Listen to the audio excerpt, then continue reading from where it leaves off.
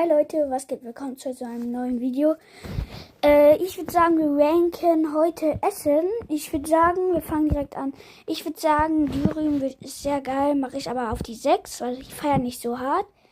Dann das nächste, ja, feiere ich eigentlich auch. Machen wir aber mal auf der 7, weil es gibt noch Besseres.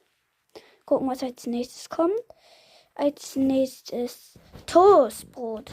Mag ich auch sehr, mache ich mal 8. So. Oh, das ist auch richtig lecker. Mache ich 5. Oh, Maultaschen feiere ich aber nicht so. Mache ich 9. Feiere ich nicht so. Oh, das feiere ich auch richtig. Ich weiß nicht, was das ist. Das ist das, was ich nicht so hart feiere.